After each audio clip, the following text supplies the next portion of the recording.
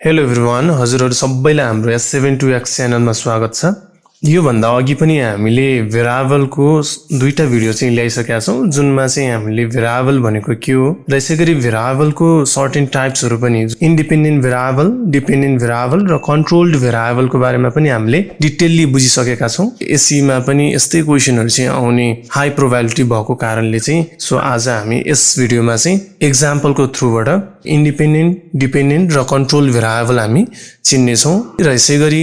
यस भिडियोमा हामी ग्राफ पनि प्लट गर्न सिक्ने छौं, जुनमा चाहिँ हामी इन्डिपेन्डेन्ट र डिपेन्डेन्ट भेरिएबललाई ग्राफमा कसरी प्लट गर्ने त्यो कुराहरू हामी हेर्ने छौं। अब सर्टेन क्वेशन्सहरु पनि छ, यो कसरी चाहिँ हामीले डिपेन्डेन्ट, इन्डिपेन्डेन्ट र कन्ट्रोल भेरिएबल कुनै पनि एउटा एक्सपेरिमेन्टमा चाहिँ चिन्ने छौं भनेर यो क्वेशनबाट चाहिँ हामीले जान्ने छौं है त। Identify dependent, independent and controlled variable for effect of temperature on solubility of salt भनेर भनेको छ है। टेम्परेचरको कारणले साल्टको सोल्युबिलिटीमा के कस्तो हुन्छ भनेर सोधिएको छ। टेम्परेचरको कारण भनेर आइसक्यो, कज। सो यसमा कज भन्ने बित्तिकै के भयो त हाम्रो इफेक्ट अफ टेम्परेचर है। यो चाहिँ हाम्रो के रहेछ त इन्डिपेन्डेन्ट भेरिएबल भनेर हामीले यसरी बुझ्नुपर्छ। अब डिपेन्डेन्ट भेरिएबल के रहेछ त टेम्परेचरको कारणले साल्ट गुल्नु भनेको के रहेछ त्यो इफेक्ट हो, त्यही कारणले त्यसलाई हामी के भन्छौं डिपेन्डेन्ट भेरिएबल भनेर भन्छौं। अब यसमा कन्ट्रोल भेरिएबलहरु चाहिँ के रहेछ त, जस्तै यसलाई हामी यसरी बुझ्न सक्छौं, जस्तै दुईटा ग्लास छ रे, सेम साइजको, सेम मटेरियलको, स्टिलकै छ र जुनमा चाहिँ हामीले सल्भेन्ट पनि एउटै युज गरेका छौं, पानी नै युज गरेका छौं र यसमा साल्ट पनि हामीले एउटै साल्ट युज गरेका छौं र दुईटैमा उति नै अमाउन्ट अफ साल्ट चाहिँ हामीले राखेका छौं दुईटा ग्लासमा है, र दुईटालाई एउटै रुम टेम्परेचरमा राखेका छौं। बस त्यसमा के मात्र चेन्ज रहेछ, वाटरको टेम्परेचर। भर्खरै भनेको जुन जुन कुराहरू छ यसलाई चाहिँ हामी के भन्छौं त कन्ट्रोल भेरिएबल भन्छौं। टाइप्स अफ साल्ट भयो र यसैगरी अमाउन्ट अफ साल्ट, कुन सल्भेन्ट युज गरेका छ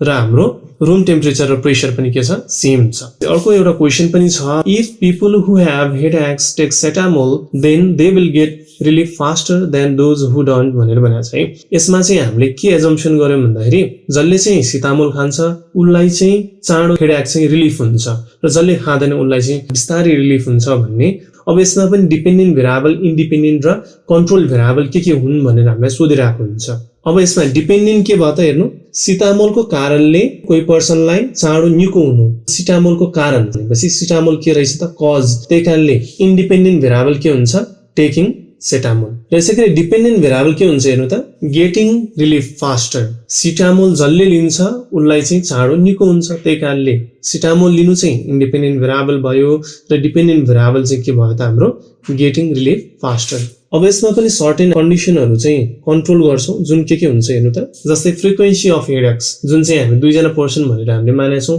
दुईटैलाई उत्तिकै टाउको दुख्या छ, दुईटै सेम, त्यही कारणले यो चाहिँ हाम्रो के भयो control variable frequency of headaches. र दुईटैको हेल्थ कन्डिसन के छ त सेम छ, दुईटैलाई अरु कुनै रोगहरु लागेको छैन, दुईटैको हेल्थ कन्डिसन सेम छ, त्यही कारणले यो पनि हाम्रो के भयो कन्ट्रोल भेरिएबलमा चाहिँ पर्न गयो। एउटा ल्याङ्ग्वेज क्वेशन पनि हेरौँ हेर्नु त, जस्तै Jeevan wants to find out what brand of fertiliser is more effective in making a pea plant yield more peas भनेर भनेको छ है। सो जीवनलाई चाहिँ जान्न मन लाग्यो कुन चाहिँ हाम्रो ब्रान्ड अफ फर्टिलाइजर चाहिँ कुनै पनि पी प्लान्टमा राख्दा चाहिँ त्यसले धेरै पीजहरु चाहिँ दिन्छ भनेर उलाई जान्न मन लाग्यो, केरोहरु दिन्छ भनेर जान्न मन लाग्यो। अब उले चाहिँ एउटा के गर्यो त एक्सपेरिमेन्ट डिजाइन गर्यो र डिजाइन गर्दा उले चाहिँ एउटा कन्ट्रोल सेटअप, एउटा हाम्रो एक्सपेरिमेन्टल सेटअप चाहिँ उले डिजाइन गर्यो। He planted a pea plant in pot A and added brand A fertilizer, र उले चाहिँ एउटा पी प्लान्ट पट A मा चाहिँ उले रोप्यो, जुनमा चाहिँ A ब्रान्डको फर्टिलाइजर चाहिँ हाल्यो भनेर भनेको छ। अनि he planted another pea plant in pot B,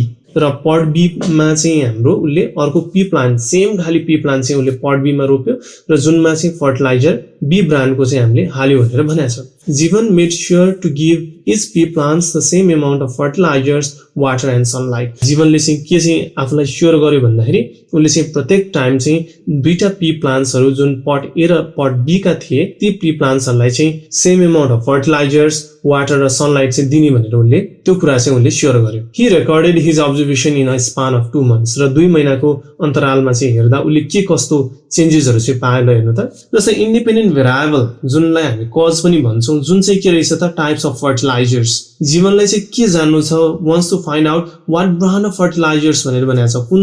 ब्रान्डको फर्टिलाइजर चाहिँ एकदम इफेक्टिभ हुन्छ in making a pea plant yield more peas भनेर भनेको छ त्यही कारणले कुन टाइप अफ फर्टिलाइजर चाहिँ कज भयो जसले चाहिँ के गर्छ त पी प्लान्ट अथवा पीजहरु चाहिँ धेरै उमार्ने गर्छ त्यही कारणले यो चाहिँ हाम्रो के भयो इन्डिपेन्डेन्ट भेरिएबल भयो ओके अब डिपेन्डेन्ट भेरिएबल जुनलाई हामी इफेक्ट भन्छौं जुन चाहिँ के हुँदो रहेछ सो उले फर्टिलाइजर ए अथवा बी राख्दा त्यसले चाहिँ के गर्दो रहेछ त धेरै नम्बर अफ पीजहरु केरोहरु चाहिँ इल्ड गर्ने रहेछ पी प्लान्टमा भनेर भनेको छ त्यही कारणले यो चाहिँ के भयो त हाम्रो डिपेन्डेन्ट भेरिएबल भयो इन्डिपेन्डेन्ट चाहिँ फर्टिलाइजर युज गर्नु डिपेन्डेन्ट चाहिँ के भन्छ त हाम्रो number of peas pea plant yielded है कन्ट्रोल भेरिएबल चाहिँ के हुन्छ जीवन made sure to give is pea plants the same amount of fertilisers water sunlight र दुईटै जुन हाम्रो पी प्लान्ट जुन पट ए र पट बी मा चाहिँ यो तीनटा कुराहरु चाहिँ सेम दिने भनेर भनेको छ कन्स्ट्यान्ट भनेको जुनलाई के भन्छौं कन्ट्रोल भेरिएबल त्यही कारणले अमाउन्ट अफ फर्टिलाइजर्स वाटर र सनलाइट चाहिँ के भयो यसको लागि हाम्रो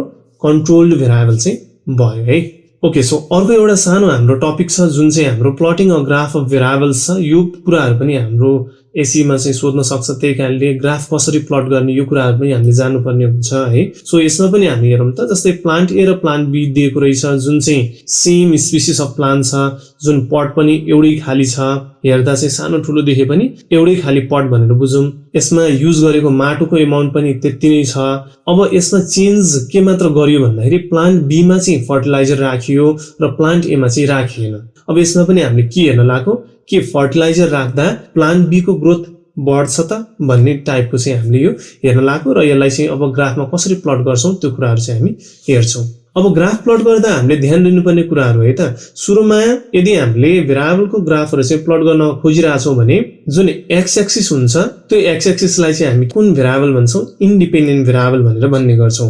र जुन वाइ एक्सिस हुन्छ त्यसलाई चाहिँ हामी के भन्छौं डिपेन्डेन्ट भेरिएबल भनेर भन्ने गर्छौं है यो कुरा चाहिँ हामीले बुझ्नु पर्छ है ओके अर्को छ जुन हाम्रो यो एक्जाम्पलमा चाहिँ हामीले के हेर्न लागेका छौं भन्दाखेरि the height of a plant would be recorded on the y axis है हाइट अफ द प्लान्ट के हुन्छ यसमा जुनलाई मेजर गर्छौं जुन चाहिँ डिपेन्ड भइराको छ फर्टिलाइजरमा त्यही कारणले हाइट अफ द प्लान्ट भनेको यसमा डिपेन्डेन्ट भेरिएबल भयो जुनलाई कुनमा राख्छौंले अघि नै भने पढ्यौ हामीले वाइ एक्सिसमा है while the fertiliser used to the plants would be recorded on x axis र जुन फर्टिलाइजर्सहरु चाहिँ हामीले प्लान्टमा युज गर्छौं त्यसलाई चाहिँ हामी के भन्छौं इन्डिपेन्डेन्ट भेरिएबल भन्छौं जुनलाई चाहिँ हामी कहाँ राख्छौं त एक्स एक्सिसमा चाहिँ प्लट गर्ने गर्छौं है त क्वेशन हाम्रो के भयो भन्दाखेरि अघि नै पनि हामीले भन्यौ does the use of fertiliser effect the plant growth यो चाहिँ हाम्रो क्वेशन भयो के फर्टिलाइजरले चाहिँ प्लान्टको ग्रोथ गराउँछ त भन्ने एउटा यो क्वेशन भयो है अब सर्टेन विकको स्टडी पछि हामीले के कुरा चाहिँ गेन गर्यौं भन्दाखेरि जस्तै प्लान्ट ए र प्लान्ट बी छ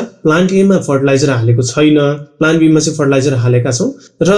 विक 1 मा चाहिँ के देख्यौं भन्दाखेरि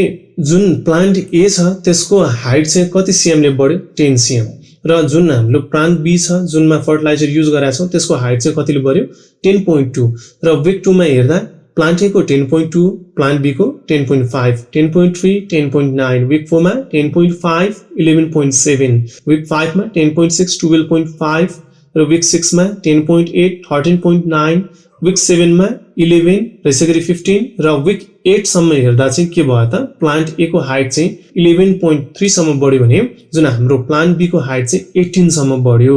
अब यहाँबाट हामीले क्लियरली के देख्यौं भन्दाखेरि फर्टिलाइजर युज गर्दा चाहिँ हाम्रो प्लान्टको ग्रोथ हुँदो रहेछ भन्ने हामीले यहाँबाट थाहा पायौं अब यहाँबाट हामीले के पनि बुझ्यौं फर्टिलाइजर युज गरेको डिपेन्डेन्ट भेरिएबल प्लान्टको ग्रोथ हुनु इन्डिपेन्डेन्ट भेरिएबल र जुन जुन कुराहरु यसमा हामीले कन्स्ट्यान्ट राख्छौं जस्तै same identical part same amount of soil used र सेम वाटर इज डे दुईटैलाई सनलाइटमा पनि राखियो सबै कुराहरु चाहिँ यसमा हामीले के मानेका छौं त कन्स्ट्यान्ट मानेका छौं ओके यो हाम्रो अघि नै टेबलबाट आएको रिजल्ट भयो ओके सो ग्राफमा हामीले हेर्दा हेर्नु त जस्तै हाम्रो एक्स एक्सिसमा चाहिँ विक्स अथवा फर्टिलाइजर युज भनेर बनेको छ र अघि नै हामीले पढ्दा पनि एक्स एक्सिस भनेको के रहेछ त डिपेन्डेन्ट भेरिएबल त्यही कारणले यसलाई हामी यसरी राखेको है प्रत्येक विकमा चाहिँ फर्टिलाइजर हाल्दै जाँदा त्यसले चाहिँ प्लान्ट बी मा कतिको चेन्जेस गर्छ त्यो हेर्न लाग्यो हैन र हाइटमा चाहिँ यो भनेको इन्डिपेन्डेन्ट भेरिएबल भयो जुनलाई चाहिँ हामी कुन एक्सिसमा राख्छौं वाइ एक्सिस त्यही कारणले यसरी हामीले यो सबै सेटअप गर्यौं है विक 1 देखि 8 सम्म यसरी लेख्यौं एक्स एक्सिसमा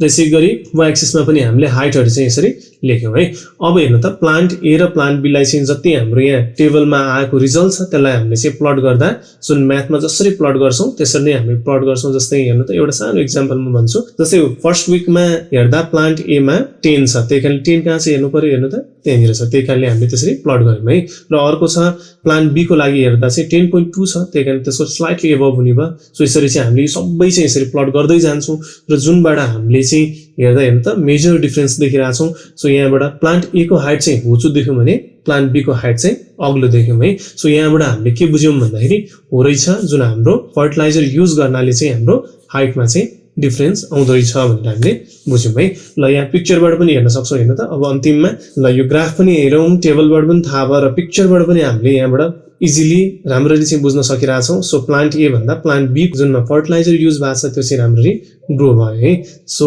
होपफुली हजुरले चाहिँ यो भिडियो एकदमै राम्ररी बुझ्नुभयो होला। सो अलि लामो भए तापनि यो भिडियो चाहिँ अन्तिमसम्म हेर्नु, किनकि यसमा चाहिँ हामीले हरेक कुराहरू चाहिँ डिटेल वेमा चाहिँ भनेका छौं र यो हाम्रो एसई टर्मबाट हेर्दा पनि एकदमै इम्पोर्टेन्ट, त्यही कारणले पनि यो भिडियोलाई अन्तिमसम्म हेर्दिनु होला। सो अन्तिममा thank you for watching this video र यसैगरी जति सक्नुहुन्छ यो भिडियो चाहिँ आफ्नो साथीहरु बीच लाइक पनि गर्नुहोला, शेयर पनि गर्नुहोला र सब्स्क्राइब पनि गर्नुहोला यस्तै इन्फर्मेटिभ भिडियोजको लागि भन्दै आज चाहिँ हामी यो भिडियो यतै एन्ड गर्छौं। Have a good day. Thank you.